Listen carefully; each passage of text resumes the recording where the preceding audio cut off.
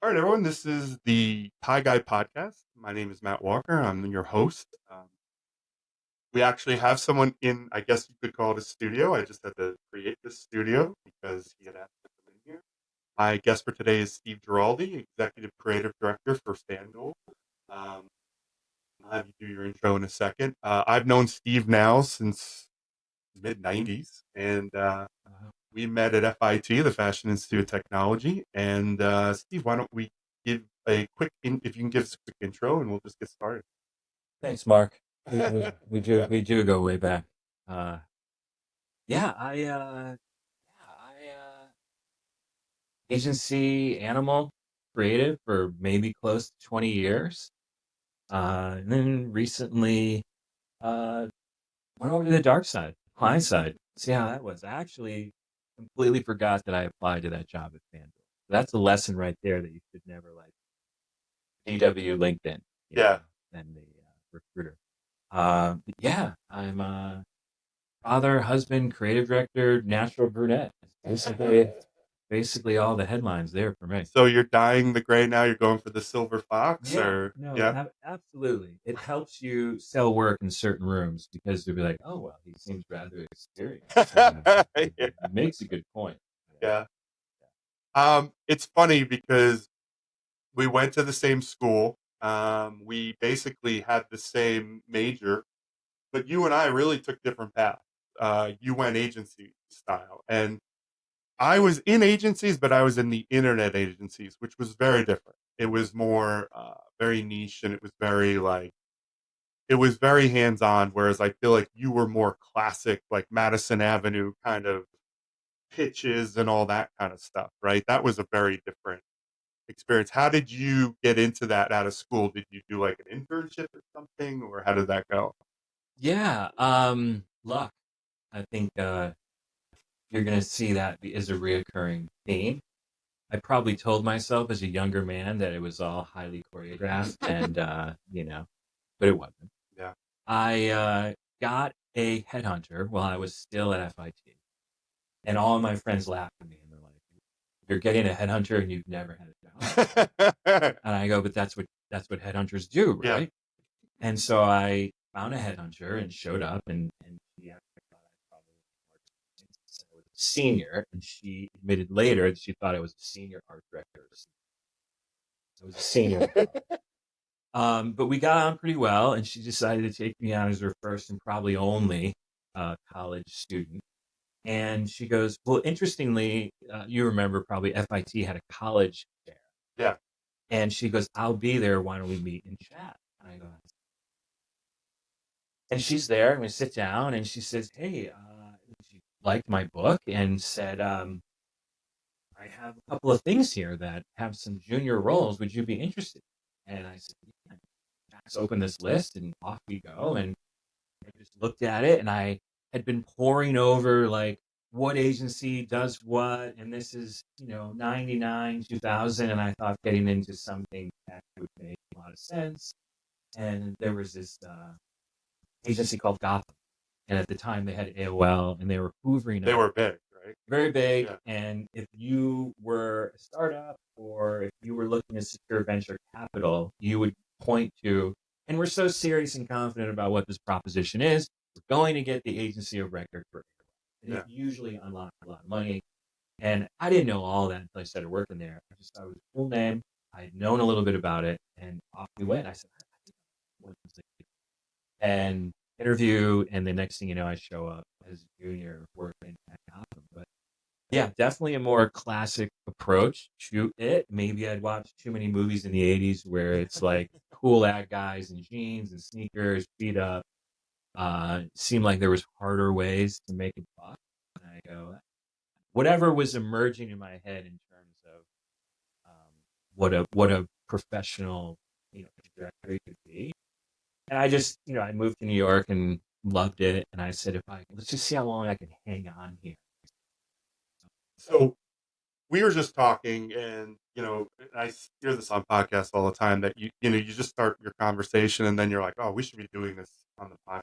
But one thing was we were talking about you being at a shoot, and it really was funny because you and I have been talking for years about design and about process and how you go through everything, but you do commercials, really. I mean, that's very different from what I do. So, were you always in commercials? Did you do the ad thing for a while, or did you start there at Gotham shooting commercials? Like, I guess it never really occurred to me because we talk shop so much and we compare notes, but we never really talk about like the actual thing. Yeah. But have you mostly been commercials all this time? It's all campaign work. Yeah. And I'm sorry you're finding that out now, but I do remember there was a moment. You remember you had to pick your upper degree major, Yes. and I took a lot of shit for choosing advertising design and or illustration. Yeah. And I guess because I was gifted enough at graphic design that folks that they thought I was going to the dark side. They're like, "Oh my God, really? You're going to be that guy in the pitches and all that kind of stuff." Like, are you kidding me? Like, you're going to use your skill set for evil, meaning greasing the wheels of capitalism. Whereas I guess folks at the time who were graphic designers thought they were going to be doing something that was slightly more virtuous. I think the worlds collide, which is probably why you and I probably didn't realize up until this moment, I didn't know they had graphic design. I was an advertising design major because I thought that was just graphic design. Yeah, and so that just became a brief and come up with a concept and then think about the entire campaign as an integrated idea, starting often with television at the time and then eventually digital channels, and now we're into a highly fragmented, media landscape. But yeah, I'd say for the most of my career, commercial production, TVC, has been a major. So it's funny because for people listening, computers weren't allowed for a lot. I don't know if you might. So Steve's older than me, but he came in a little after me. So I don't know if he was in this. We would not be allowed to use computers in our classes. They wanted us to do everything hand skills. I remember you in your lecture set book. I remember we had these jokes. So for people back in the day when we're comparing notes, um, we didn't have the computer like we have now, and there was really no internet. It was a few years later I helped start an internet company, but before that, there was no internet design. So it is funny. I picked advertising design, but that's because there was no web design. And graphic design, even then, was still not really a real thing. So it's funny, we were in the same majors, and only on this moment that I realized you actually knew you were going down this road. And I didn't even, it never occurred to me. I don't know if I ever told you this. I was an illustration major, and our friend Computer Mike, he and I were in illustration, and we had a computer course, and we loved it. And one day, and he was a funny guy. He comes in with his big jeans and his crew cut and his chain and stuff. He goes, "Yo, check it, bro. I was thinking we need to get out of this. We need to get out of illustration." He's like, "There's no work in illustration." I was like, "Really?" He goes, "Yeah." He goes, "Look." He's like, "You and I are like top 5 in our section. There's 4 sections in each grade, and then there's 4 grades." He goes, "That's like top 20." He goes, "And there's no work in illustration." He's like, "You and I need to get in a computer." I go, "All right." He's like, "Well, I signed up for advertising design." I go, "Oh," and I handed him my paper. I go, "Just fill out whatever you did for me for you." And that's how I picked my major. That's how I switched. So it's funny that you had this real choice between graphic and and I didn't even understand that. I just went in and said, "I want to learn the This computer." is your approach to career path then? It probably was, yeah. Um, I I didn't choose these things as much as they kind of presented themselves. And it is funny that we took the same original path and we went very different ways, but we've been talking for 30 years, and so much of it's the same, right? Sure. Yeah. It's just problem solving. It is. It's all problem solving. And, That's why I hate when people, they latch on to the creative. Well, when you hand someone your business card, they see the C word and go, "Ooh, business card. ooh." You love your print. No, but just someone, Is that caramel? you sit with your, your countless. Yeah. And he sees creative in the title, and it conjures up. Oh, of course. And I prefer to, focus more on creative professional than the creative part of it, Yeah. because people look. I think you could be creative in any field, Yep. any Yeah. any creative field, and I agree. and you know, heard you thrown out about this. Maybe you haven't, but it's just problem solving in a defined space, and Yeah. sometimes the space is much larger. Sometimes it's really, really small. That's all it is. I don't know how that's different from law or Yeah. finance or filing taxes. Like there's got to be a degree of creativity and problem solving Yeah. that you bring to your chosen profession. I agree, and it's I actually don't, one there's of nothing, I don't possess anything special. It is skill set. I do think it's something you have to work at, and I do think each individual has their own creative process, which could take you a bit to get to. But once you hit that stride and you know that you can get to that window of where you create solutions to something, right? I agree. This is something I wonder all the time because you see the term creative director or graphic designer or any of these terms, and they're so incredibly broad. But the most apt description to what I think I do, like you're saying, is problem. Um, at the end of the day, most of the time spent is talking to the client or whoever you're working for that has a problem and just figuring it out. And then at the end, the aesthetic part of it to me is such a small part of it. Uh, you know, what are your business goals? What are we trying to solve? What's your budget? Where are you? Like, that's what makes it hard. I mean, going back to the FIT thing, I went back, I think I've told you this story a million times. I went back after I graduated and I was out in the world for a couple of years, and these guys were like, "Hey, show me your book." And I said, "Oh, all right." This is back when we all carried our book everywhere. And I showed them all this stuff, and they all had opinions and they all had thoughts. And because in college, everybody's got an opinion, right? Because they don't understand its problem solving. And that's one of the flaws I always thought about that kind of college level uh, critiquing is it should never be what I want. It should be what I'm building for the person who has the problem. And it's funny because that's always been I think the biggest lapse when you get kids out of school is they were not taught that. They were not taught like it's easy to make something look great or it was easy to make something, the way I want it. But it's not about it's me fixing your problem with what's in your head using my experience to make it a reality. Would you That's agree with that? I would. The sell for me when I made that choice to pursue advertising design was it seemed like absolutely it's often a business problem Yeah. that you're trying to solve, some more complex than others. And even the aesthetic choices you make are pretty much in service to Yeah. solving that business problem. Yeah. But the thing that I really switched me on when I didn't know anything from anything, and it was just a dream, was I got to be a chameleon in terms of the brief I would get. So if I wasn't a woman with incontinence, I got to try on that cohort or persona in order to create a piece of communication that would be present, right? Or Diet Coke. I don't drink Diet Coke, but what's interesting is that you get to sort of try on different Yeah. types of people Yeah. to order to create work that they would look at that and go, how did they know? Yeah. And so that seemed really interesting to me as a failed psychology major, years prior. I go, oh, there's something to this that's really interesting because every brief is another opportunity to sort of dig into this particular segment and create communication for. Um, and that seemed really, really interesting. Oh, and years later, I'd be quoted saying at a party, my copywriting partner was like, "Time to go." What? I just overheard your conversation with that person, and I think it's time to go. I'm like, John, what are you talking about? He goes, "You just said, and I quote, wait till you see what we're doing in the feminine napkin."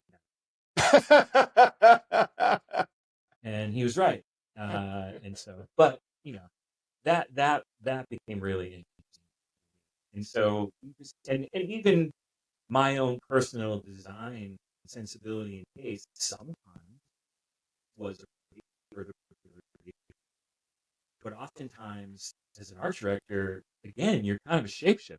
Oh yeah, absolutely. I'm not applying my own personal aesthetic. One of the best interviews I ever had was we got to the end and he goes, which of this work is actually reflective of your own personal?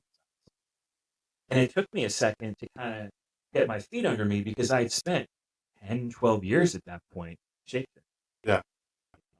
Well, I don't know that it should ever. I mean, the answer I would have given to that person was all of it. I mean, they're all parts of the equation. When people look at me and I have a lot of sports design stuff, and there is I've never talked to their person, but there is a Matt Walker look that most people see logos or they'll come up to me and they'll say, "Oh, this looks like something you Who had third person reference on on the bingo card." on the bingo card? Yeah, I know. But there is a look. The thing you have to understand. But it's funny, like there is that thought of because everybody wants to put you in that category and put you aside. But after 9/11, we were talking about 9/11. We were both in the city because we're up here in Connecticut for people that don't know, up towards Hartford. And it was like, how'd you get here from New York? And it really was 9/11. The industry changed, and I took a job for the Casual Corner, which was a women's retail brand, for 3 years. And I don't know that anyone would have looked at any of the stuff I did there and know a man worked on it or anything like that. But to me, it was solving problems. The right font choice, the right look, all of those things, they're consistent regardless of who it's for. And then you build it for who that is. Then you do your competitive analysis. And maybe it's just you and I, and, maybe we're good at what we do, but I do think a good designer can design for anything.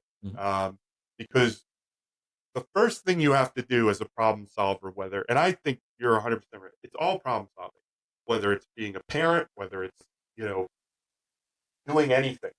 You have to take yourself out of the equation and look at the problem and say, what is the answer?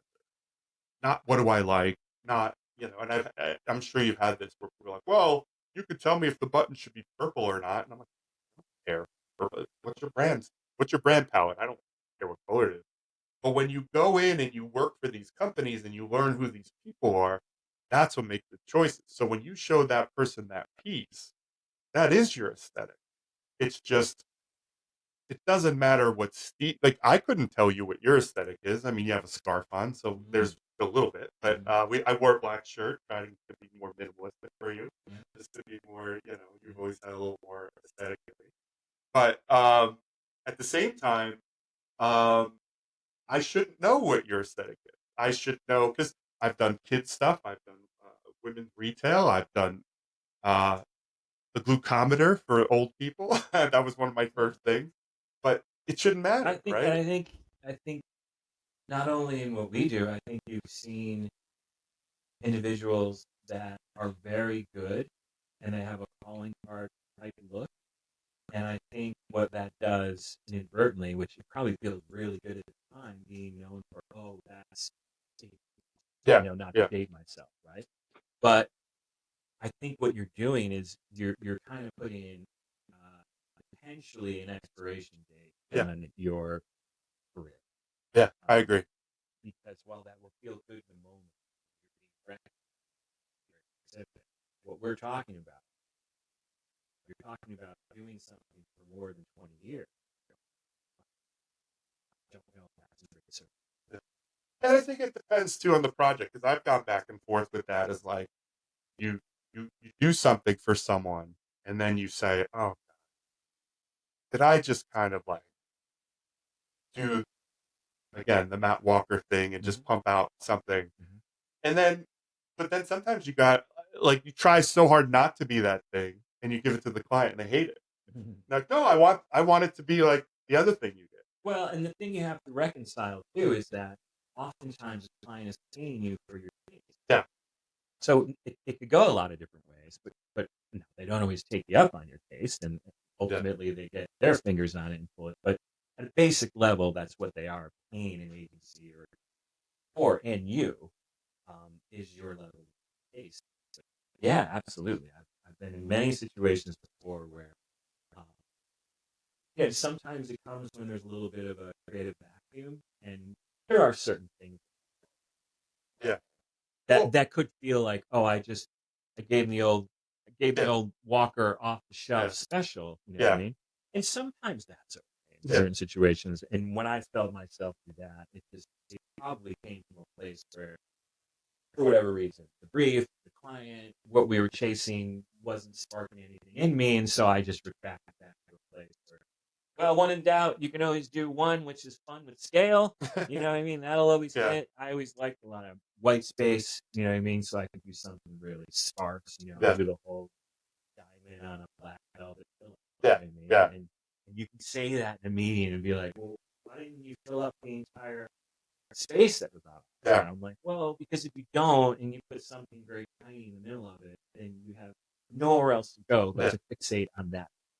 yeah, And that's probably more my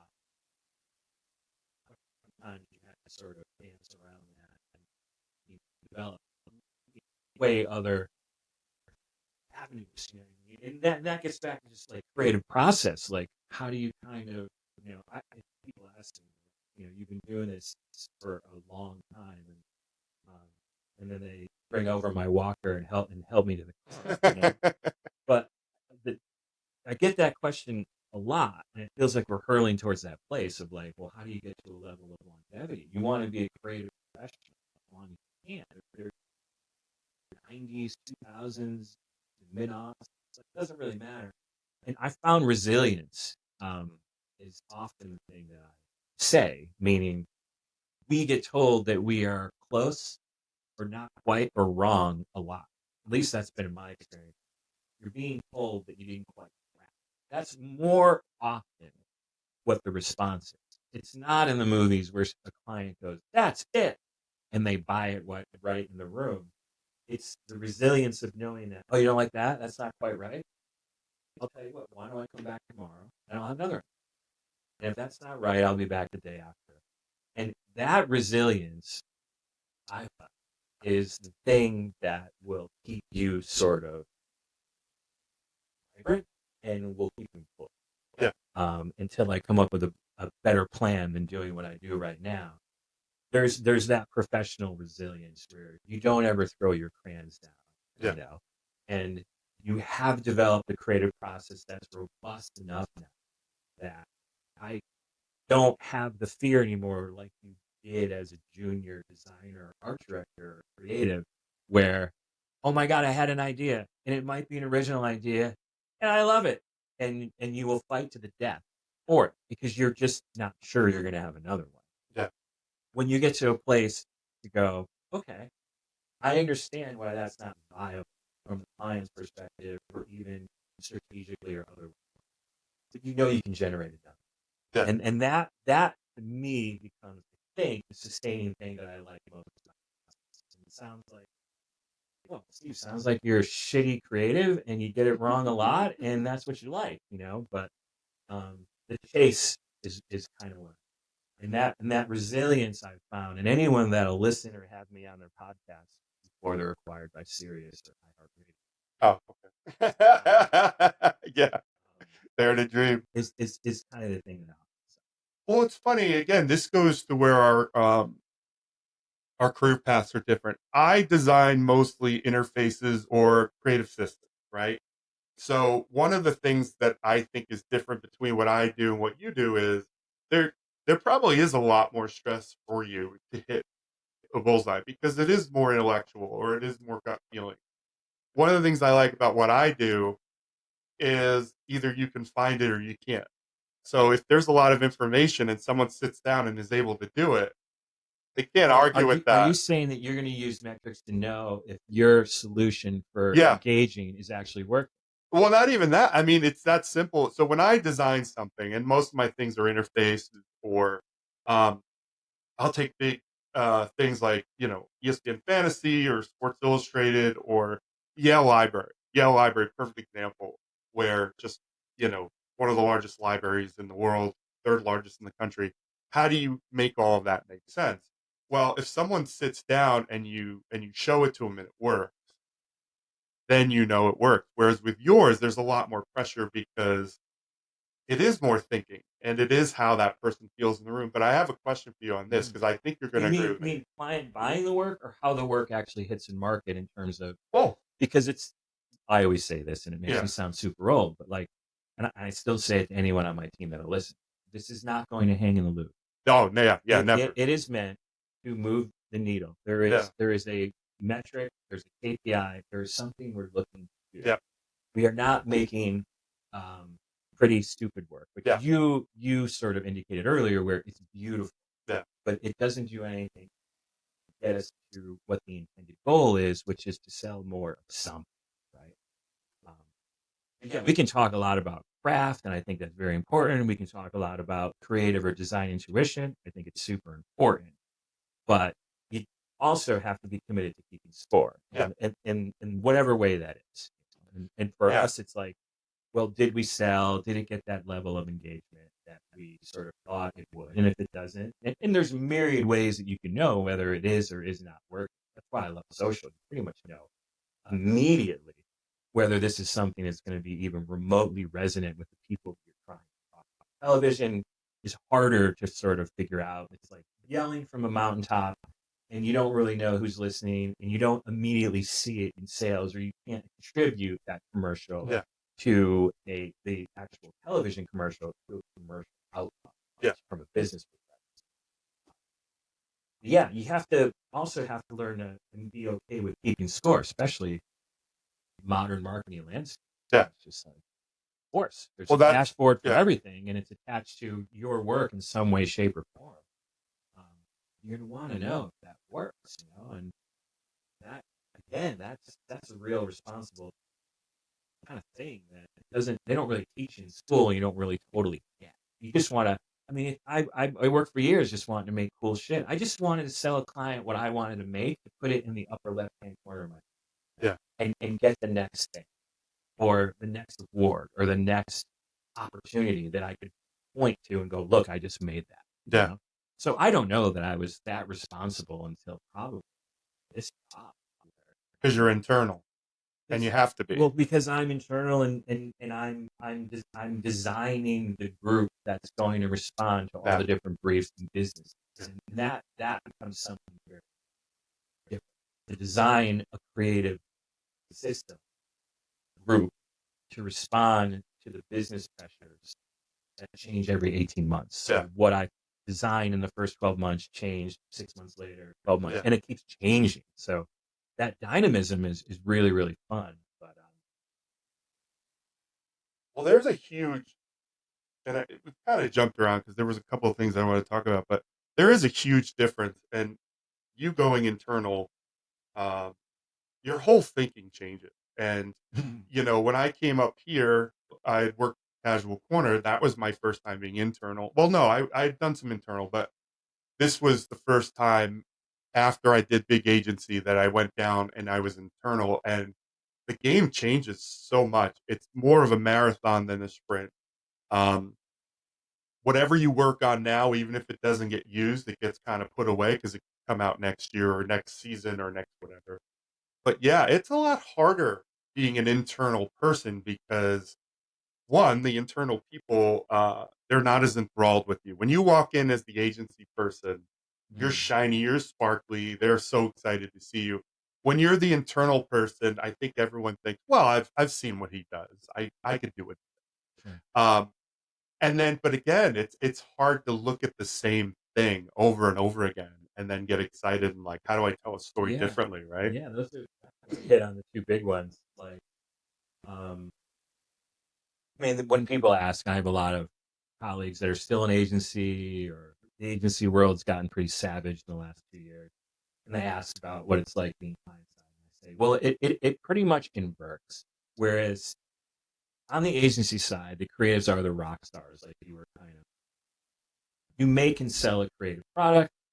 You push the creatives up onto the main stage, sell this thing, and go, look, it's a magic trick. I Yeah, pulled it out of thin air.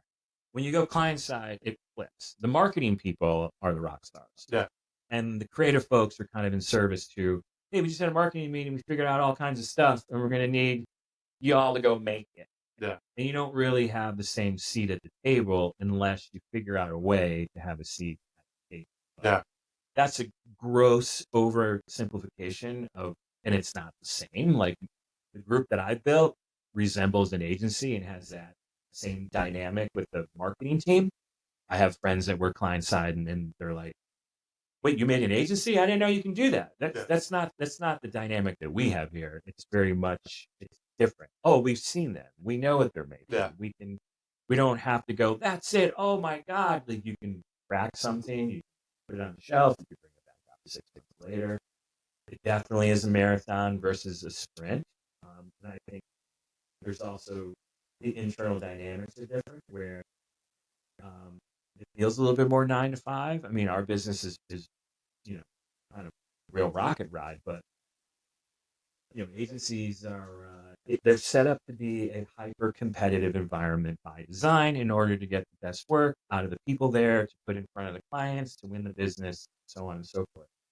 Very different. The creative professionals that work client side, I have found anyway, that they're not like their agency brothers and sisters. Yeah. Very different. And so we, in my creative leadership in the group, have had to kind of recruit and bring that culture of competitiveness into clients. And I agree with you. I actually, I guess I didn't think of it the way you're stating it, but I've pretty much done the same thing where whenever I create a group, I use that agency model because what I like about it is it's very team focused. You're constantly building junior creatives, right? So, I feel like when you approach every project, like the big project, the big thing that you're going to knock down, that reminds me more of agency side. Um, and I think sometimes client side, you don't like an agency side, which you don't do in client side. You have to write down all your hours and every minute you spent on it. Shit, I don't miss time. Oh, don't miss them. But I do like that concept of just being responsible for the hours and times you put in because I try to tell people when you're on the client side, they don't think about like you were saying, they look at the internal pieces almost like more production pieces. So they don't think anything of asking people to work 4 or 5 hours on something or 10 hours. But in the client side, they wouldn't let you because then you'd have to bill that. And they're like, what are we doing? So you have to be smarter with your time. And I like that part about I spend a lot of time being like, we had the opposite problem where it's like, oh, well, the internal team is free. Yeah. And I'm like, oh, no. Like, you are still committing to spending time, money, and resources the same way that you would be committing to sending a check to an external agency or vendor. Yeah. And I have to, so it's weird. I do talk about timesheets and margins, even though it's talking about margins. And I go, well, you want to put the minimum amount of people on a project, so there's no diffusion of responsibility. Also, like in an agency, you learn that if the CD is walking around with $5 sign, the junior creative is walking around with $1 sign. So I remember one time distinctly where we got a project. Okay, this week is going to go to this team to work on. But we weren't getting to a resolution, and the client meeting was bearing down on us. And so myself and my partner, CDs, plussed ourselves into the project. We were not initially stoked to work on it, but we had to get to a meeting. And next thing you know, the account director comes down, and after we present the work, and we're in there too, and clearly it's like, oh, you guys aren't letting them present the work when you have approved it or represented it. This is, your fingerprints are all over this shit. And he comes downstairs, and literally, this is back when we had an office, and he takes in the door, he goes, what the fuck are you two doing? And we're like, Todd, good to see you. His name was Todd. And he goes, you just fucked up my margins. I go, what are you talking about? I go, you talk about that meeting we just had? It was a great meeting. You love that work. He goes, yeah, I love the work. You two aren't supposed to be working on it. Yeah. And so now we're not going to make any money off of this project because you told me you only needed two, you only needed a team, a writer and art director, me, ACDs. I don't even know if it worked. Anyway, we blew the whole thing. And of course, we were like, what a douche. Right? Yeah. It was this guy talking about. And it took me a bit to kind of understand Yeah. what he was getting. And so, over 15 years later, I talked to stakeholders that go, well, can I just get Mike and Edgar, my two DCs? Yeah. And go, oh, not for this. Yeah. Are you kidding me? They've got Yeah. $5 signs over their head. Well, it's funny. You can't afford them to work on this project. That old thing where you kick the door in. I'd be curious to see what project you guys assigned those hours to instead. Yeah, or they did. Well, that's the other thing too that would happen in agency. Yeah. They would do a little. You're like, oh, I guess Nabisco, one of the big ones, like, right? oh well, I guess Kraft is getting a couple extra hours. There's always that little like sleight of hand Yes, that could be played. Put 2 here, 2 there. Yeah, but I think from the creative side, and it's funny you said creative were rock stars in the agency model. They're rock stars because we know their value. Go at planners and strategists and account people. Yeah. They're all critical, but no. But what I'm saying though, it is the creative is valued because there's a price tag to it, and that gets lost on the client side, and that has happened quite a bit. Where I don't want to give names, but I was somewhere not that long ago, and they're asking you to do all this stuff, and I'm like, why am I doing this? And I don't mean to sound like a prima donna, but like, you don't want me in Excel spreadsheets. You don't want me doing this kind of planning work. Because again, I said, if this was the agency, or even the productive work, like I could lay out all the main pages, but you don't want me doing page 65 of this design when it's already designed. Like that's how you teach the junior designer. And so I feel like it is about money in the agency side, but it's also that pecking order, and it's a smart way to use resources, because if you're teaching other people these things, then everyone's getting stronger. You're making a better team. But I think on the internal side, there can be a pack mule thing where it's like, well, just get it done, because they're not charging hourly, so they're not thinking about that. And it does make them sort of not appreciate what you can. Like, you wouldn't come in and have a fine Italian craftsman come in and, just start doing framing perhaps. And I feel like that's the idea. And it's not to say we're better. It's just there's things I could be doing to be making more money. And again, ESPN is a perfect example. Like, no one knows how much I've made them, but if I'm not thinking that way, I'm certainly not doing what's best for ESPN. Listener at home, sounds like Matt just said he's too good to do certain tasks. Let us know in the comments what you think.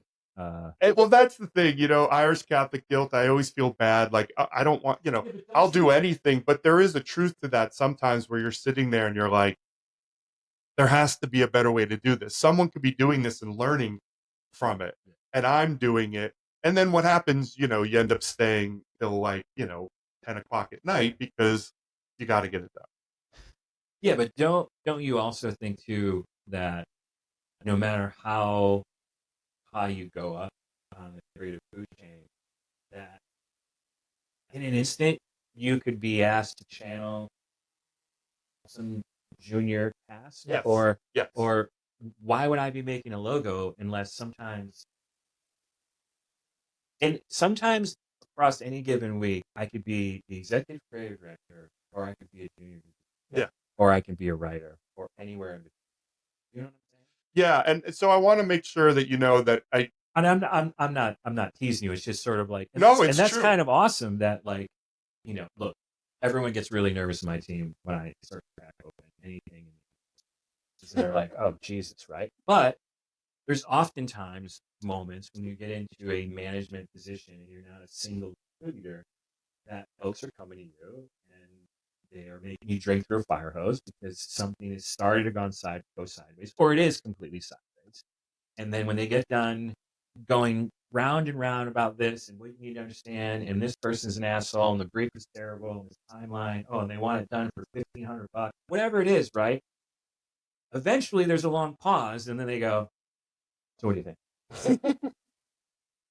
Even though they're the world's foremost expert on this particular project, and you're coming into it 12 minutes.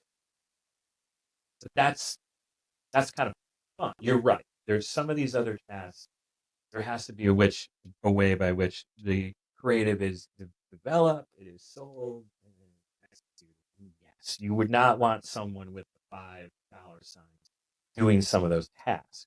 But it's interesting. I've found that there are moments where, wait, I'm writing copy that is more suited to or was assigned to a junior copywriter. And Yeah. that's just somehow how it plays out. Well, from my end, I want you to know the way that I'm coming from it is being an internal resource for, gosh, now we're going on 20 something years. I'm coming from it from the idea that I always do all that stuff. So it's not my problem is that I'm always the guy, like at fantasy for most of the time I was the only guy. So I'm So coming from it. you're used to taking it end to end. Yeah. So for me, you get the brief, you're managing, you're developing, you're yeah, selling it, and then probably doing it, or you're getting right to okay, now these are all the deliverables. Go. Yeah. So in my case, it's from being on that end of the spectrum so long that you're like, okay, I don't mind getting my hands dirty. But at some point, you're like, we have some resources. So there is some way of, again, building a team, which I love, and teaching comes from showing those other parts. And so I end up being and I think this ends up hurting me in my career, is I'm always the be all end all that does it all. And when you're the guy that does everything, then I think people kind of just get used to it, and it just becomes what was the moment that you knew you wanted to go from very capable designer, creative professional, individual contributor because you're just starting out, and you're like, oh no, I would like to move into potentially. I think I have the ability to be now in a management. So I've been managing for a long time because what was that moment where you're like, oh, just when I first start getting a resource, I coach football, youth football for 15 years and a million other sports. I love team building. I love building, I love getting people together and making it all come together. And I've always loved that part. I think the part that I've always struggled with is I am the guy that gets their hands dirty and I am in the trenches. I've never been the guy that goes in the meeting and then hands it to somebody else. I'm always the one that gets their hand dirty. So I think that's the part that I've always struggled with, which is I do want to do it. But I do love the idea of managing others and teaching others, but I don't think I ever got to that point where I'm the guy who's just in 15 meetings all day. And I don't know that I want to be that guy. Well, you say that until you've tried it. And boy, is it enjoyable. Is it? Oh, no, it's soul sucking. I know it is soul sucking. And I think that's probably the thing that I've tried to do is live in two worlds. But I do love the problem solving, and I don't want to stop that part. It's funny. We were just talking before the podcast about you going on site and you getting looks because of where you are. All of a sudden, here's the high-ranking guy coming down, and I'm sure it's like Lord Vader walking over the thing, and everyone's looking up at him. Yeah. I probably should stop wearing the Lord Vader cape. I think the cape is slimming. I wouldn't get rid of the cape. That's what I think. Yeah. I mean, I thought the helmet was a little too much, maybe, but the cape, I would keep the cape. Yeah. And I hear it's flammable, so you might not want to wear cape. Take the I have these metal studs that I put on the bottom of my shoes, and I should probably not do that. So there's definitely some moves that I could do differently in 2025, which I'm definitely taking on board, as they say. Well, it's funny. We were talking before the podcast, and it doesn't come across, and it's funny because that's what we were talking about. Is that Steve was saying there's a perception out there of him because he has the driest sense of humor I've ever heard. Like, I see people with dry sense of humor on TV, and I immediately think of you. There are 2 or 3 comedians where I can hear you saying this. But if someone doesn't know you and they see how quiet you are and they see how whatever, I bet you it is intimidating. As you were saying that, they're probably sitting there thinking that you're playing like 5D chess, and you're probably just sitting there smiling like, oh, I have a nice team here. I'm playing. What's often playing in my head is Pong. Is really but yes, I can be quiet Yeah. until you get to know me. Yeah. The problem is that if you're quiet and then suddenly you slide something very dry, or you joke about the obvious, the room is no one's really getting that that's your thing. And sometimes the people that laugh are going to be your people. Yeah. And that's great. And now you're like, fellow travelers. And it could be in any environment. Yeah. School, work, dinner party, whatever, right? The problem with that is when there's also a percentage of people that kind of thing doesn't hit with. Yeah. And they don't get dry. And then it gets even worse, other than they just missed it, is that they get it 5 seconds later when everyone else is going, that's funny. And then they're like, oh. And then from that point on, we will be enemies. And so you have to kind of watch that type of thing. Yeah. But yeah, I know. I was just telling you that's and then once people understand, they're like, oh, this guy it's always joking. Like, I'm not really. Why would I take this all very seriously?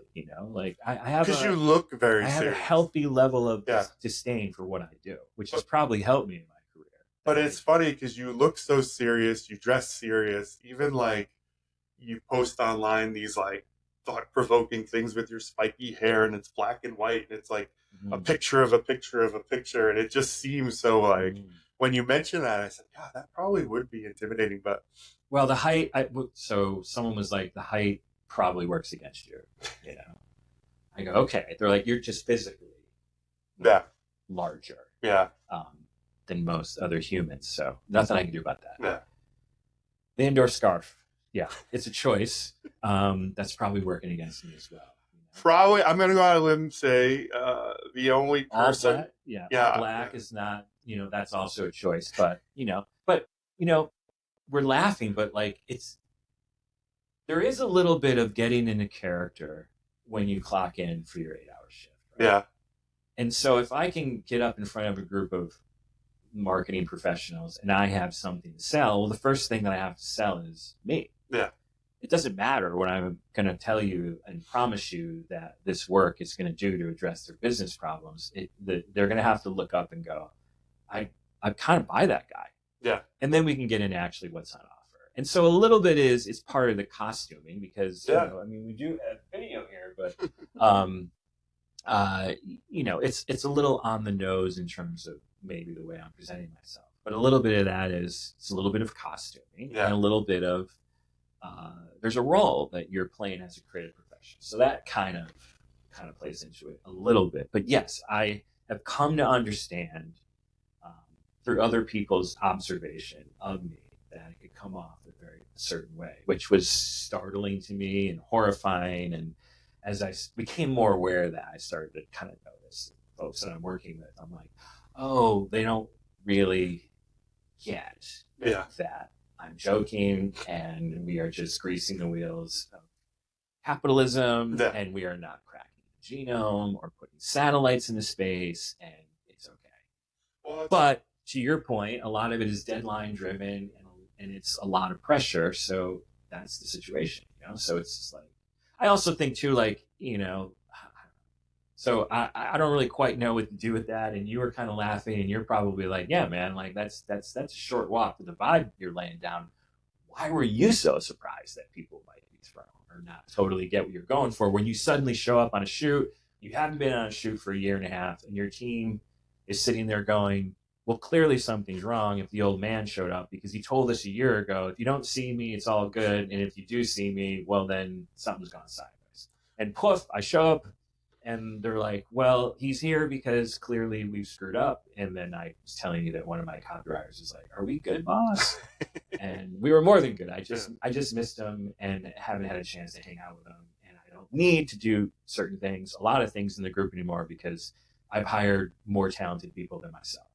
Well, it's, for the people listening, Steve is very self-deprecating and he goes above and beyond to make people feel like, oh, I'm not really doing anything. So when he makes comments like that, he's doing it to show deference to them. And it's funny because they took it the other way that because he showed up that, he was dropping the hammer and something awful was happening, which is funny because, I mean, I just picked two of them. I don't even know their names. I don't even know who they are on my team, and I immediately put them on a performance review.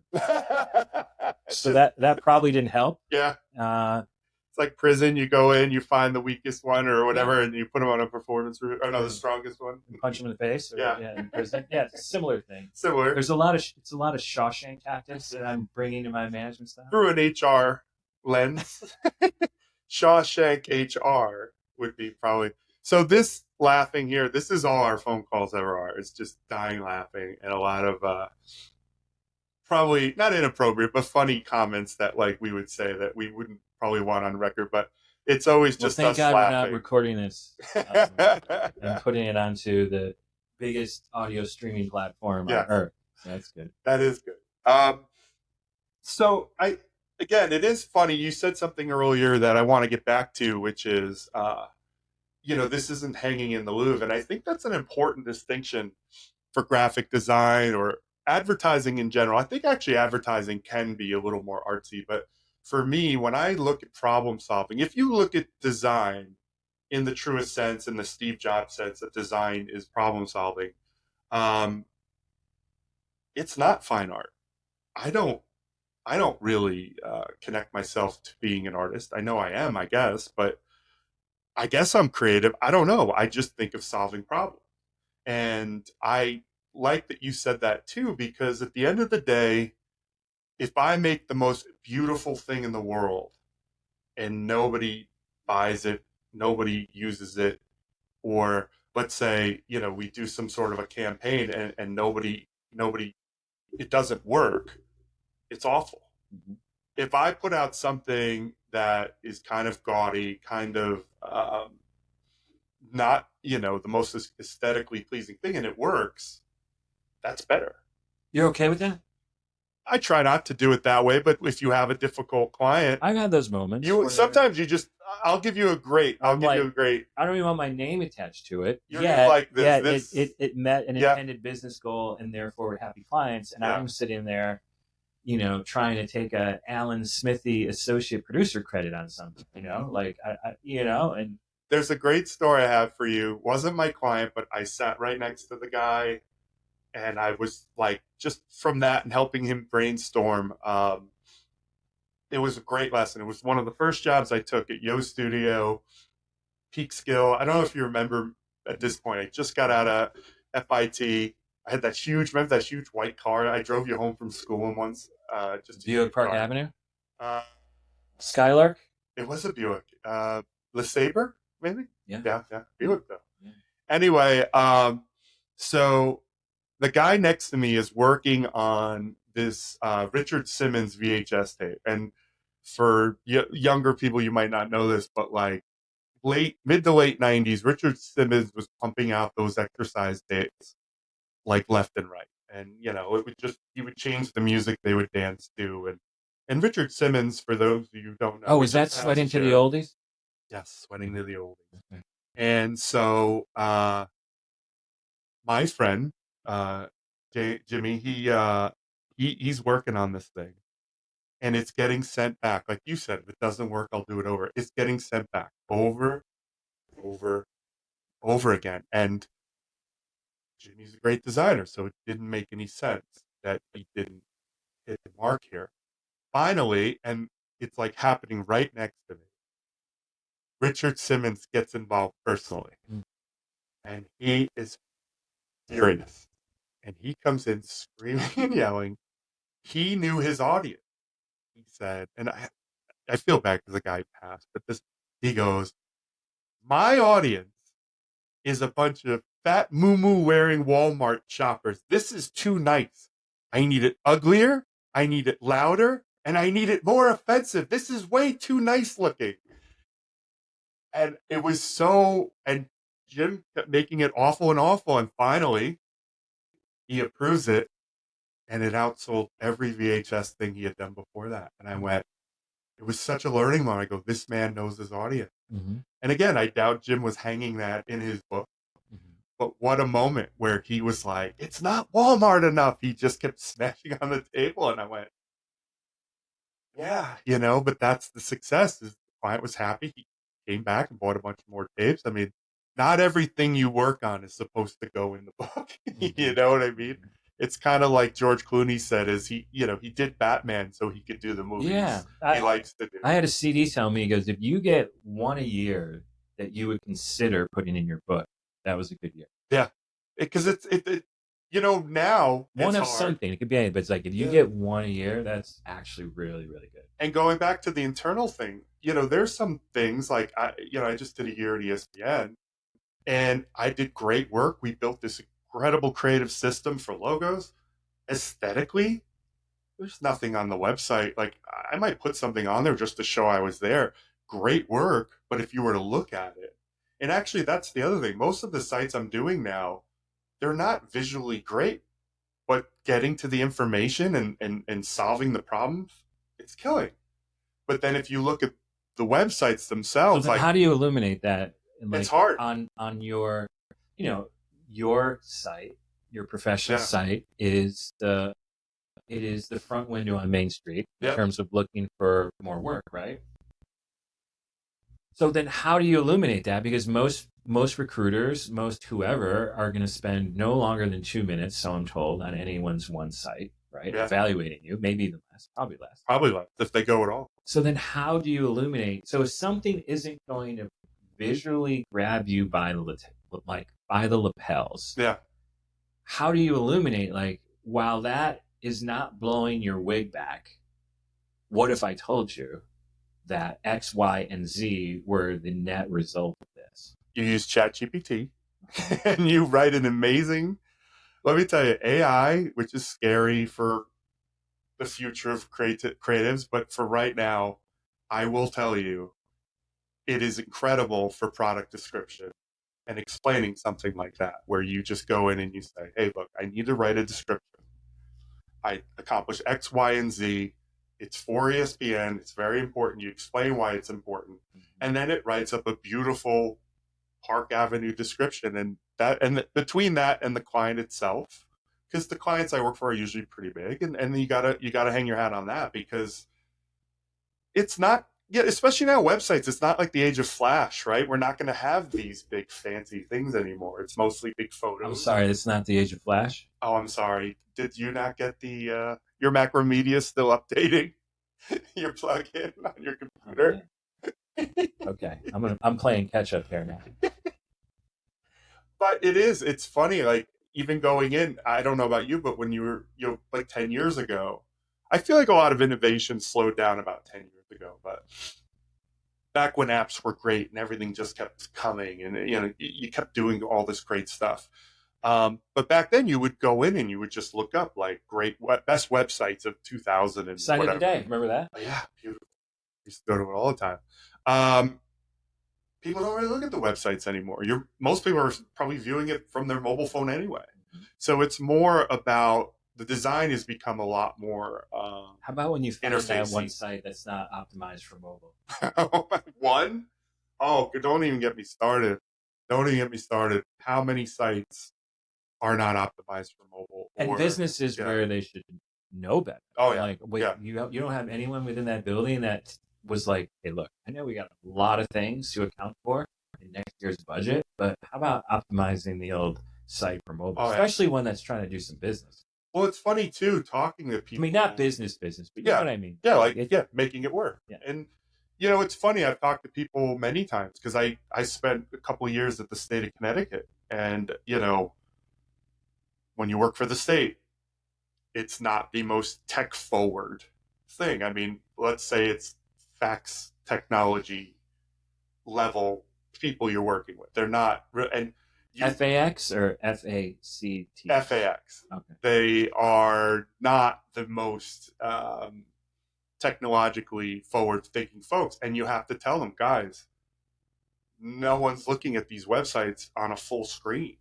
It has to work on mobile. And they're kind of like, well, maybe. And I'm like, and they looked up the numbers. It was like 85%. I said, you're on the bus or like, a lot of people that use state sites or whatever. I mean, you're using it for state services and you're not doing it most times on a computer. You're probably doing it on the bus or you're doing it wherever.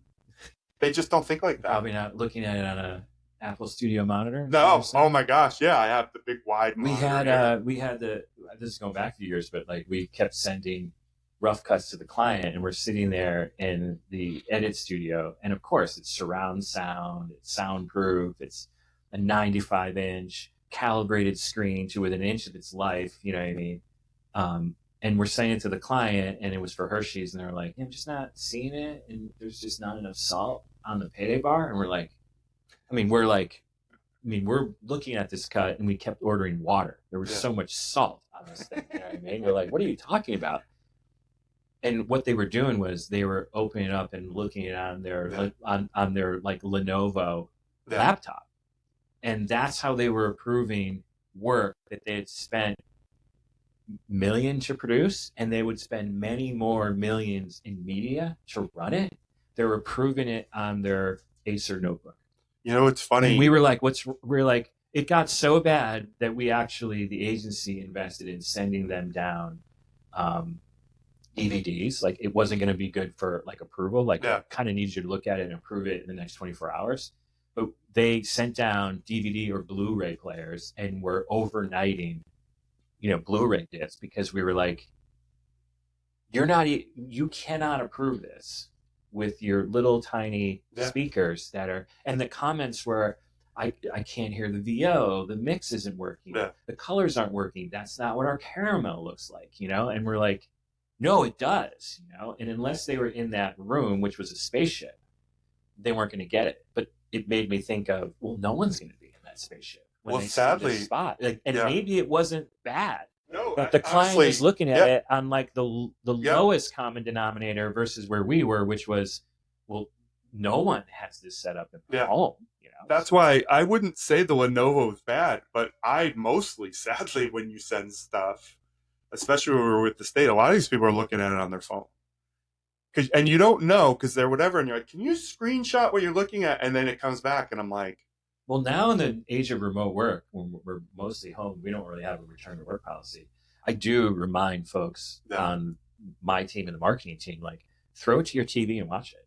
Because a lot of times where it's like, I don't know if that's big enough. It's like, well, I have a 60-inch TV in my living room, which is probably pretty average. Probably most people have bigger TV. That logo is about 3.5 feet wide. And so we are talking about a piece of broadcast. So there might be some proportional weirdness happening if you watch it on your laptop versus just your home. Throw it to the TV. But again, even on your phone, and then, a lot of them have them in a browser. So then there might be some space in the browser. And then but again, that's what makes it tough. But, and I don't know. You want to keep going? I mean, I'm having fun with this. I don't know, Yeah. All right, cool. What's the record? Well, this is only the second one, and the other one, he only did about 40 minutes just because we had a hard stop. What are we at here? It's not an hour. It's still Monday, right? I think so. And we can push it on through till morning. All right. Yeah. Well, you have a scarf, so if it gets cold, for sure. You're going to be good. I have questions for you, too. Oh, shoot. Because I forgot what I was going to... We were just talking about something before the time thing, and I had this question I was dying to ask you. No cards. Go ahead. There's a couple interview questions that I like slinging at creative types. I'm curious what your answer is going to be. There's really no wrong answers, but that means there are wrong answers. Now the dumb answer and back. Yeah. There's no dumb answers. That was dumb. Okay. How do you know that when a design is done?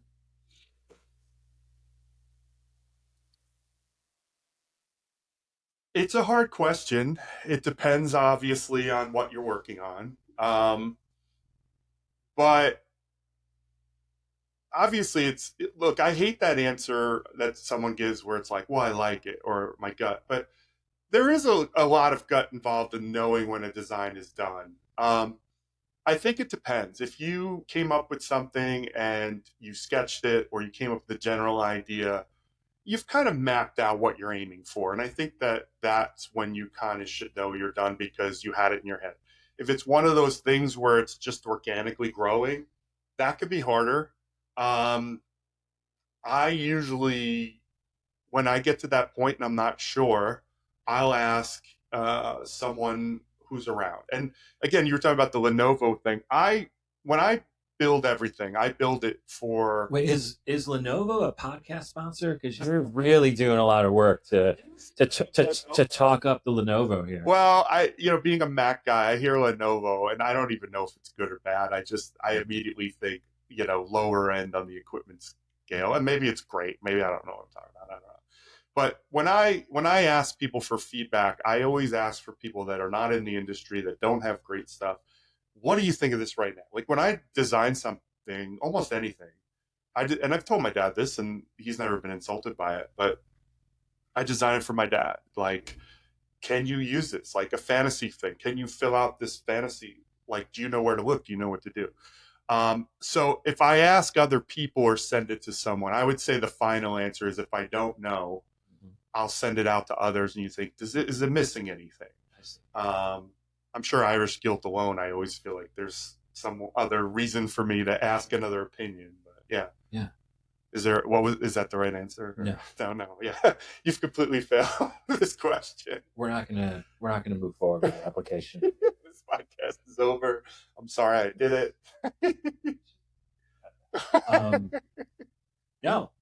That's all viable, and usually what people say.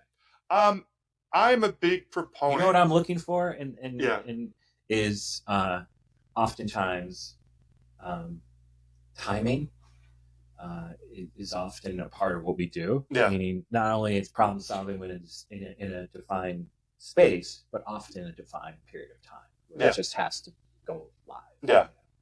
And maybe that's the minimum viable product, but there is a date and time where there's pencils down. And I hate my answer that term. Usually is what I kind of look for, and it doesn't matter. But it's like I'm looking for it's probably not done. Yeah. But how close can I get it to that level of intuition and confidence that I have with respect to a time? Well, it goes back to like what I was saying earlier is, I coach youth football for 15 years, and you could roll your eyes and say, oh, it's youth football. But there's a lot of preparation, and there's a lot of things you have to do. And I don't care what level it's at. There's a lot of the same things. And I always feel like a good football coach always tells you, you can never be prepared enough. There's not enough time. And it's kind of like that with design. It's never done. It's just, this is as much as I could get based on the time schedule.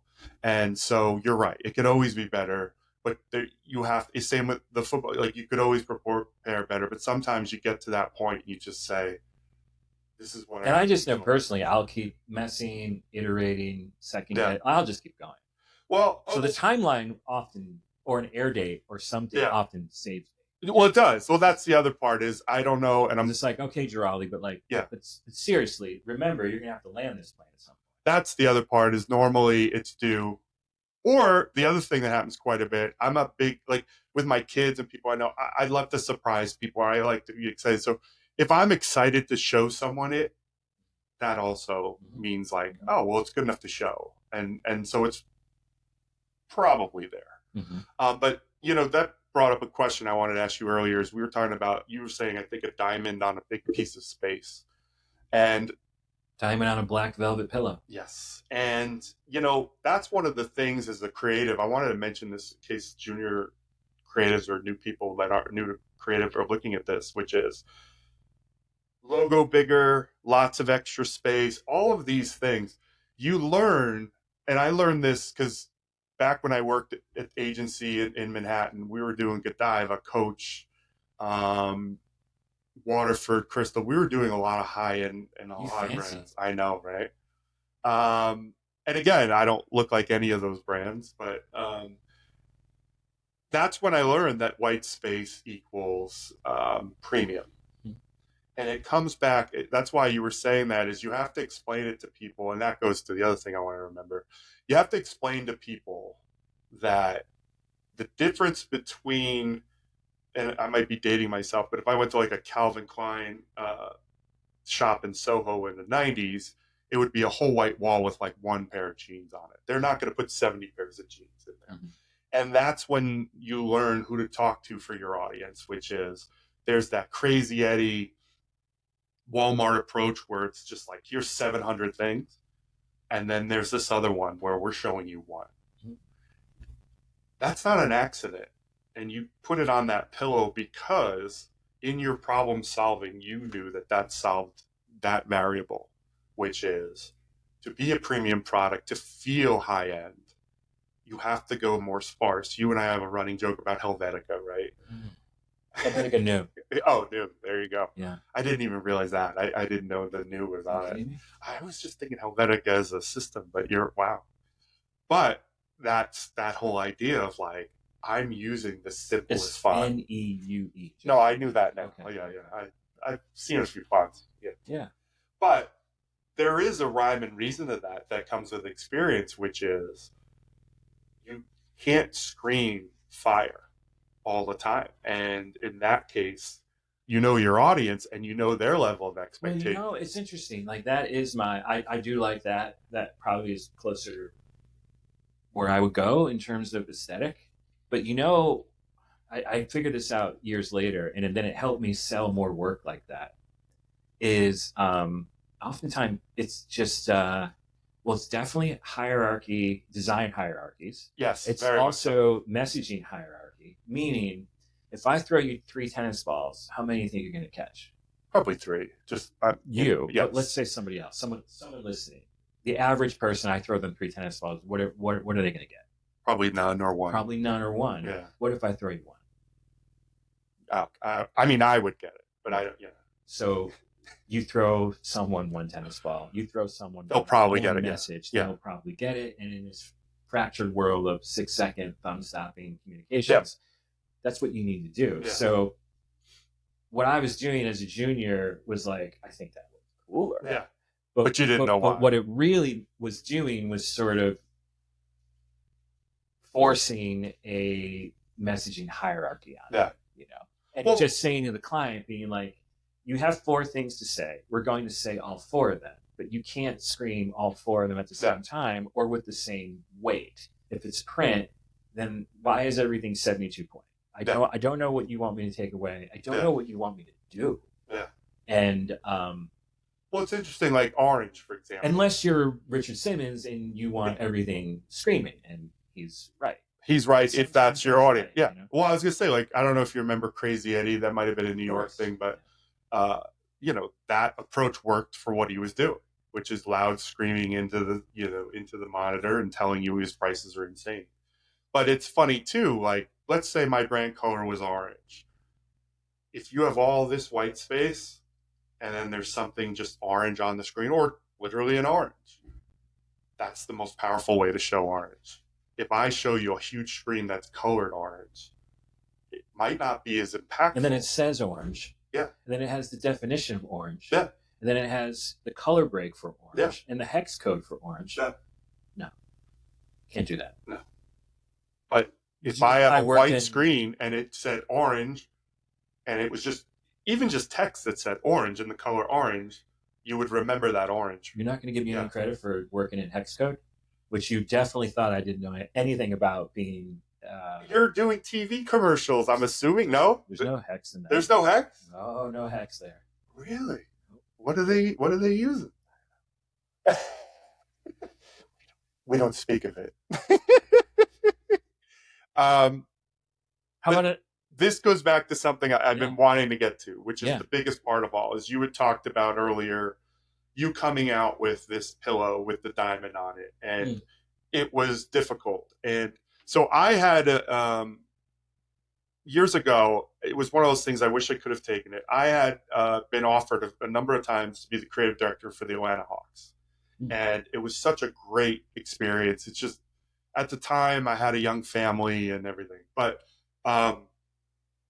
they came to me with kind of that question because they were struggling with their internal group at the time. And they said, what do you do if we keep coming back to you and keep saying, this isn't it?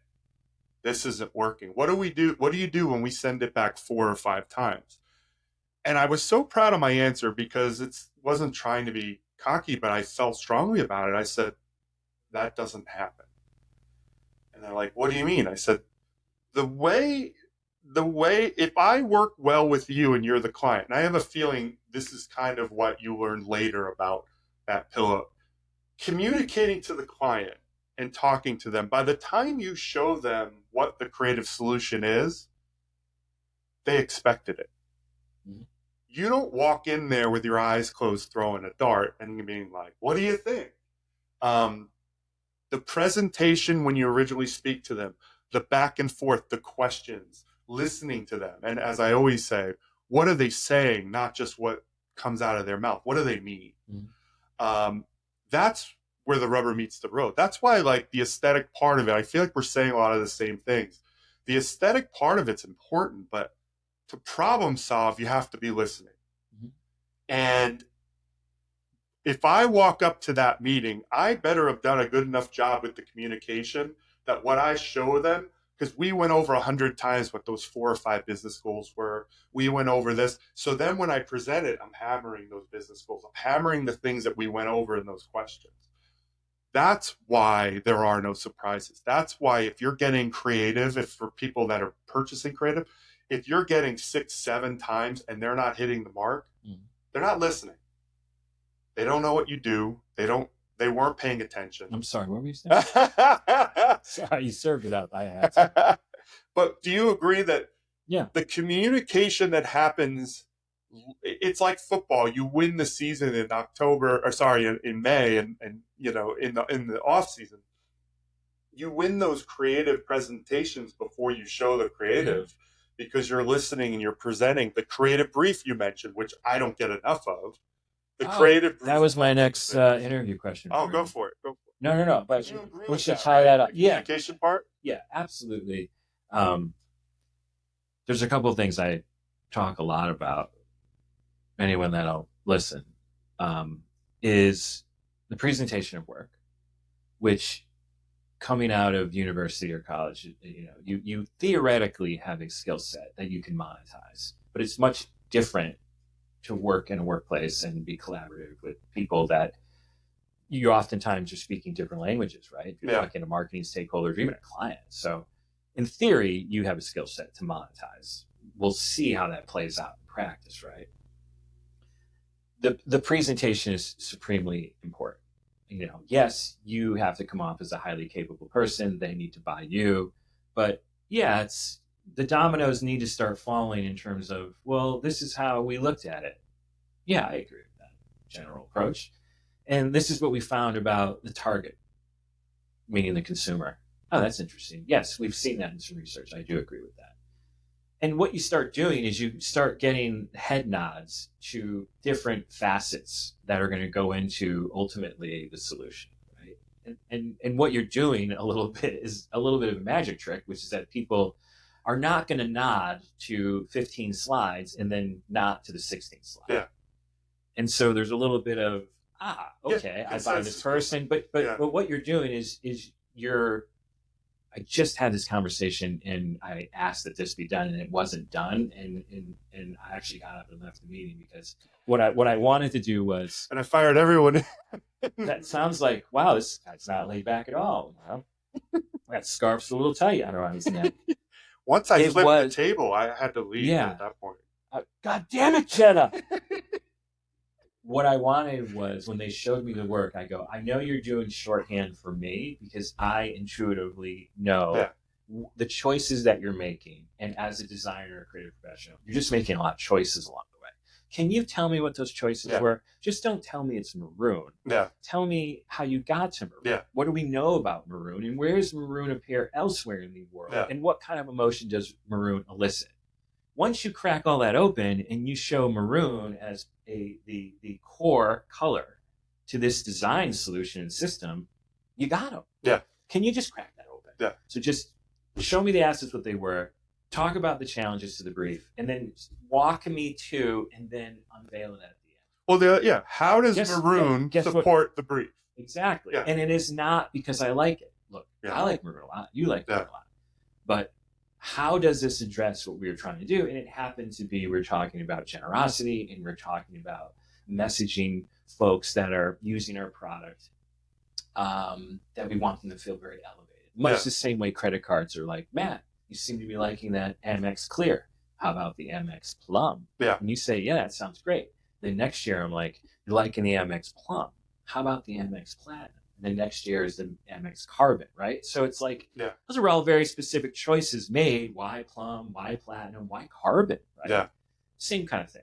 And so I asked that when we showed it to stakeholders and non-creative folks, they won't intuitively understand that you made a lot of choices. Some of them are personal, some of them are intuition, but a lot of them are related back to the actual brief. Get on the call. Yeah, we're going to do that. Yep. I'm like, great. I get on a call. They say, okay. And the next slide after what we're here to talk about was the finished solution. Yeah. Now, they then went and unpacked how they got there. But I was like, yeah, I can't believe. No, it's a build up. The first slide Yeah. was you showed the end solution that you were going to propose. And I was like, it's like telling a good story. It's like telling a magic trick. Like, you have to set it up. It has to have those things. And then the prestige, I guess you would call it in a magic situation, is the work. I was like, oh my God, I can't believe you gave it away on slide 2. It's like just so I'm like, yeah, all right, we got to talk about that. Not to be the guy obsessed with the presentation, but you also have to think about, well, what happens when you're not there to present it? Yeah. And so that's the other part. And a lot of these PDFs or links to decks get passed around. But that's the thing, and so you have to make them advocates. So whoever you present it to, they have to walk out of there knowing why you picked maroon. They have to go out of there knowing about generosity. That is part of the building of the story. One of my favorite moments, I was working at Yale for a few years. Great place, really nice folks. And we're in the Yale the Yale Law Library. So, and I'm looking around and I'm like, God, who are these old guys? And then I'm like, I think I knew one or two of them. And I went, oh my God, these are Supreme Court justices. And I was like, Mr. Associate degree over here. I'm like, oh my God, this might, But I got up there. I thought you would find this funny. I used to use this joke a few times in Yale, and this is when I knew I got them.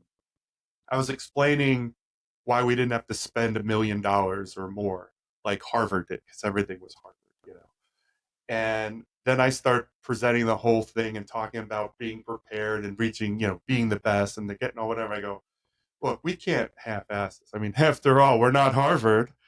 And I'm laughing inside, and they're like, oh, they're like guffawing. They thought it was the funniest thing. And here I am just laughing inside, like thinking, we're at the, some yacht club and we're guffawing over something. But I knew I had them in the presentation because my joke, like you said, the head nodding and my dumb little corny Ivy League joke went over. I knew I had them. I didn't even set that up great, but I think you're right. You have to set up the presentation. I mean, it's you have to have the one-on-one stuff. I think creatives aren't always great at that because it's so clear in their head that they don't. You almost have to over-present it because it's like it feels like you're over-presenting it in your head because it's so clear to you. But it's like, but the audience over-present it. So I think creatives usually initially don't put enough emphasis on the actual presentation and presentation theater and their role in the presentation. Well, they don't realize that the presentation is just as, if not more important than the thing you're building. Sure. Is if the presentation isn't good, everything you did for that final slide doesn't matter. And that's experience, right? And that idea of assuming no one knows anything. If you build something assuming that no one knows anything, I think that's always the best way to go. Because if you have to design something that needs to be explained, it's not great. But if they have those few things of why maroon, why whatever, it helps it just, it enhances it. The other thing along with presentations that I think creatives this is, again, broad strokes, but I think they're really bad at monetizing their skill set. Oh, absolutely. I don't think one of the things they are such cheap dates. It's they are embarrassing sometimes. I think that most creatives throughout history have done a disservice to the other creatives because they don't focus enough on the business part of the game. And they can't present their work. So if you're a salesman or you're an advertiser or whatever, they're not building that trust or experience that we're selling this great thing because they aren't business people. And when you have those people that, well, this looked cool, or this looked nice, or they did the latest trend, if you can't explain it to the people in the room, how are they going to go out and sell it? And if they don't think like that, which again, I think that's because, look, I don't think college has done a great service for designers. I think a lot of times when people come out of college, we have to like rewire that, because this part of it, the selling part, the building camaraderie in the team, or the, when we were in college, did you ever even hear about dealing with like a salesman and dealing with the different parts of the agency you were working with? I don't remember that. And that's just as, if not more important than anything, is consensus building and solving problems. And I don't even remember the problem solving part being hammered home. Now, again, it was a long time ago, so I don't know. But I will say, from the people that have come out of school since, these are the things. Well, the briefs, I think, when you were in school, would have been presented on parchment, or maybe in stone. even a lot of stone, even a like papyrus. Yes. A lot of stone. Wait, building. So you said you haven't historically been handed briefs, because that was my next interview question. No, you know what happens? Briefs are one of those agency things. Okay. So the biggest agency but no one hands you something that says, like outlines what the business challenge is, who we're talking to. No, not internal teams. What success might look like, how we'll actually evaluate whether it is or isn't successful, deliverables, timeline. No, that's that part of a lot of internal teams. That's that part where you actually have to go and teach them the value of these agency steps. The biggest part of that, forget even the creative brief, I have had to go in countless teams and explain how vital a good project manager is. And a lot of places, they get these tools you get online, and they expect you to be your own project manager and manage your own part of the project. It's a waste of time. It always is confusion. No one knows what's going on. So forget even getting a creative brief. If you're coming in and you don't have a project manager, we can't even decide what the actual main goal is a lot of times. Something comes up, oh, it's March Madness, we have to do X, or, oh, we have the draft coming up, we have to do Y. And then you just do it. And that's that part of when you are in an agency and things are hourly, you don't have time to fuck up, basically. Sorry for anyone listening. You don't have time to screw it up. You have to do it right. But on the internal side, there's always that just throw it at you and you have to solve it. And you just lost your Christian conservative base. Well, I figured maybe I'm one of my aunts. So yes, probably what you just said, but you never know. But at the same time, I do think that's one of the things internally is because they don't bill you out hourly, they don't appreciate every minute. That was really the point I was saying earlier about not doing some of these tasks, because if you had a project manager and and a lot of times they'll mix a product manager with a project manager, which is insane because they're two very, very vital roles. And again, that's just one of those things where they try to, like, you didn't do it as much, but back in the day, they tried to make designers and programmers one person. And that's business, right? They're always trying to squeeze these things together. But a great project manager, creative briefs, things like that, that's an agency-based thing. And sadly, you don't get it.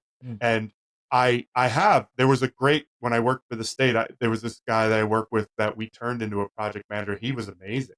And once we had him, we were outperforming everyone, because I don't think outside of the agency world, people really understand. It's like, well, you could do it. Like, well, I could do it, but it's a talent, it's a skill.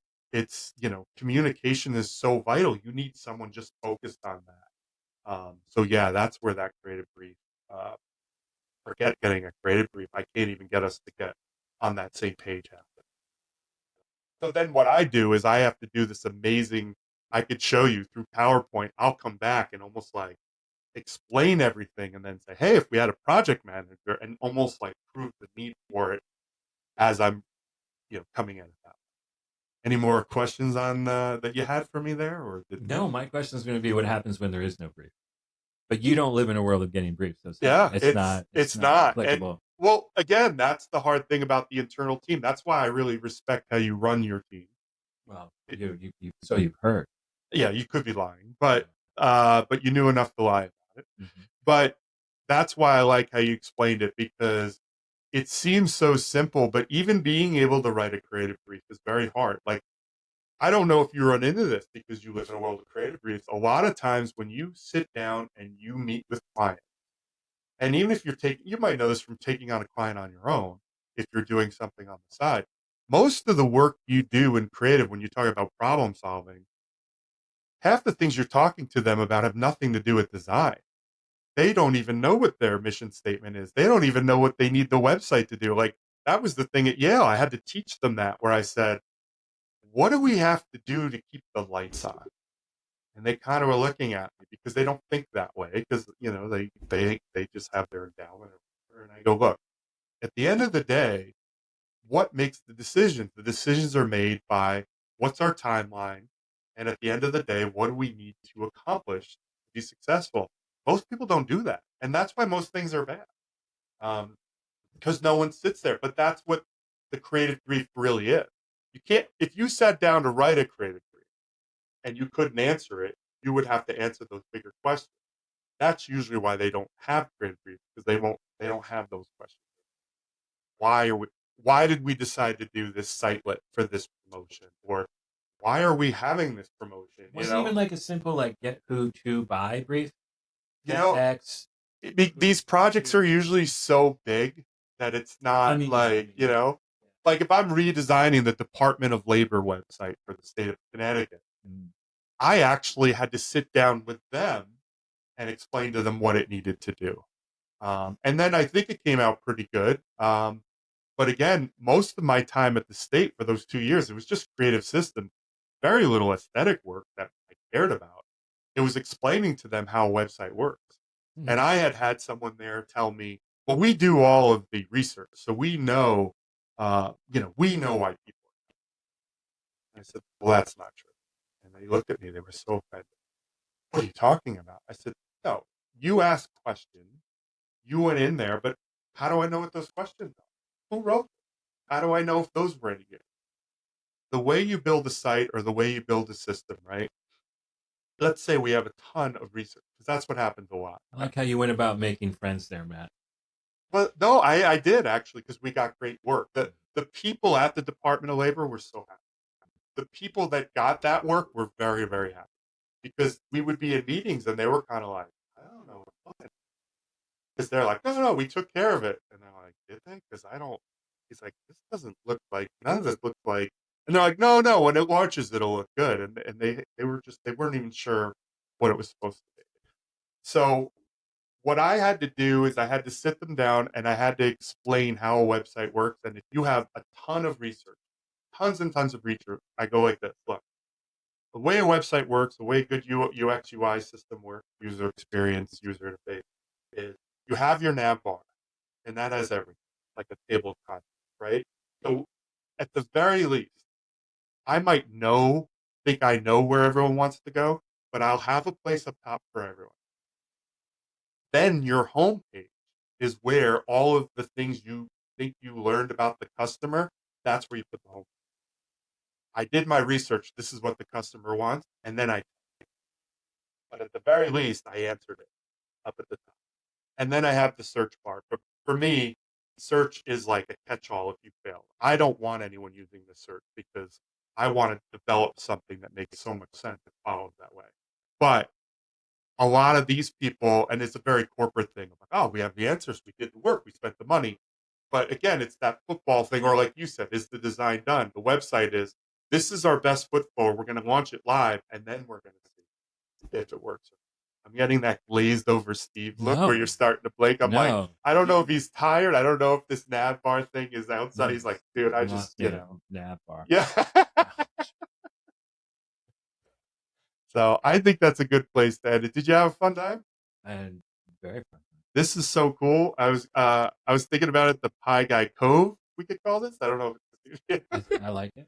Kind of a cove, because it's later. We can do like a naming exploratory once we wrap here. We already have a logo. You'll just charge me what, $500,000? Yeah. There. And a finder's fee. Do you have brand guidelines you can work off of? I do. I do. Okay. Did you see my little pie mascot guy? Hmm. Yeah, so it's the beginning of a style guide. We have a rough style guide. Maybe more of the ad agency type style guide you would look for. I didn't even ask you really about the whole TV thing, but I really like what But we I'm went so over. much more than TV. Yes. True. It's so funny to me. The TV thing to me is strange that, like you said, I come in and there's a, I've tried to get away from that for years, and every time I take a job thinking, because I'm like, okay, TV, linear TV, oh my God, like come on. I've left agencies where they had a client and were minting money by making 15-second TV. This was in 2010. Yeah. This is, guys, you're going to stay at the party too long. And I don't want to be here when that happens. And I would leave and go to a place called Digitas. Now, of course, they're going to make digital assets right there. I get a job there. I'm like, I'm going to level up my skill set working at Digitas. That's going to look really nice. Their pixelated logo on my resume, right? Yeah, because it has to be. And guess what they asked me to do? Hey, can you jump in this TV brief? But think about it. I mean, what? Why? And then I left and went to a smaller startup, and they were doing a lot of digital products, a lot of social content creation. Yes, they definitely independent shop. I said, I'm going to help them grow their business, maybe help them win some new business, and maybe they'll give me I really want my name, because I've been working for massive holding companies. You can't get your name. So I go there. Small, private, social content. This is going to be great. A lot more design, too. I'm like, I can still. Great. Steve, glad you're here. We have a client. American Red Cross. We've been doing a lot of social content. Now that you're here, we're going to sell them on giving us a TV assignment. So I leave there and I go to RGA. There's the biggest, baddest transformation, innovation agency in maybe even definitely North America. Right? That's me. To me. 30-second television, right? This is the place that Nike said we want an ad and they came back with Fuel Band. I'm like, yeah, this is going to be great.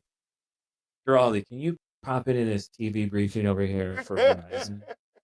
And now with FanDuel, we run a lot of ads around live sport because it's a betting problem, right? And so you need television. And so it's just strange that, and I have other colleagues that are like, I haven't made a television ad in 10 years. I'm like, tell me what it's like. And they're like, tell me what it's like being on set. I remember how that was. That was great. Did you go to LA and stay in a hotel and it was really nice and you had a steak dinner and it catered? Sounds terrible. Awful. Yeah, it's tough living, but I've tried, and my best efforts to get away from television. It's but it'll never still around for certain brands and certain categories. But it'll always go away. Be around. I mean, if you think about it, all content creation is a commercial. So what you're doing will always exist. It might not be to the degree, or maybe it's not, for the Super Bowl, but as long as you're in this business, you know what I learned along the way, and what's that? And we can end on this because your listeners are going to go, "This guy's an idiot." It took them 15 years to figure this out. A lot of times when we were working on smaller, innovative brands, the reason why they asked for a television commercial is not because they need it for their marketing efforts. They needed it because it was a signal to Wall Street and investors. Oh, sure. They had grown up and out of their infancy, and they were now buying TV. You didn't get it on phase 1 of the growth, but you can get it on phase 2 and 3. And I remember working on Casper when that was alien, right? You're gonna sell mattresses. You're gonna mail them to me. People, that's not how people buy mattresses. You're out of your mind. They wanted a commercial, and my buddy was like, "Hey, we're gonna go work on Casper. Do you want to jump in and do some freelance?" I go, "Okay." And it happened to be a shop in Brooklyn that I had known and interviewed at, and I knew that they did all of the ground up work. We're working directly with the founders of Casper to develop everything, their whole ID, the whole system, the whole 9 yards. They had not done anything in television. They were growing the business organically, disrupting an entire category, right? Amazing. And I'm like to the creative director that had this assignment, who was giving it to us, because he's like, I need ad animals. I need agency animals to make. We don't do that here. We do systematic design and beautiful work. I go, why do they need a television commercial? They've disrupted an entire industry by not their ant. Why do they want a commercial? And they wanted a commercial that looks like Mattress Firm or Sleepy's. Which further blew me away. Yeah. They go, they just want a nicer Sleepy's commercial or Mattress Firm. And I go, what are you talking about? They're anti-mattress and they want to look like mattress. And he goes, they want to look like they've matured into that. When you're a disruptor, you still have to. And I go, why? He goes, because they need another round of investment. Well, we started this internet company back in the day. You remember Cyber Retail, and the whole thing was to disrupt the brick and mortar stores. But to your point, we had to be taken seriously. We still had to dance that dance.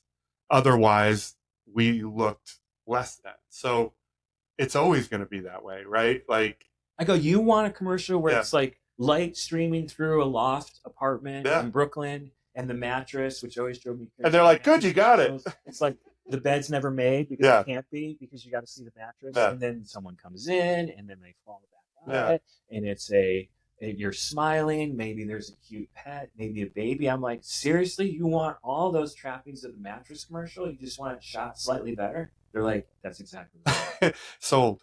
Yeah. And that's exactly what they got. But it's funny because most of this has very little to do with, there's a simple thought. I make a commercial, people see the commercial, they buy the product. But there's so many layers to all these things. Who are you really advertising to? And, that's the game. That's why we can't assume, right? That's at the end of the day, we don't assume what it's for. You get a good creative brief. Oftentimes not, but sure, sometimes you do. And that's it. And why they bought the commercial's not your problem. And you just, like you said. As long as the check clears. Yes, exactly. And, well, that's the thing. We are capitalists. And it's funny, I see, and we're going to finish up soon, but I've seen people take political points in getting whatever, and they have agencies. And I'm like, we're all capitalists. We love everyone. It's like, there's one color and it's green. Oh, you're saying why would you choose to politically align your brand with anything? Because then you'd be turning out 50% of your potential. Or just in general, like, don't have an opinion on anything. That's how I live my life. Yeah, it's just we're here to again, like, I don't eat seafood. I'm making seafood commercials. Is that true? Yeah, I hate seafood. I have a long-standing policy that I don't discuss religion or politics with anyone. Oh, really? Yeah. Well, there you go. Because it's always going to end up the way it ends up. This ended pretty good, though. Yeah. And we'll end it on that. Steve, great seeing you, brother. It's a pleasure. Thank you for having me.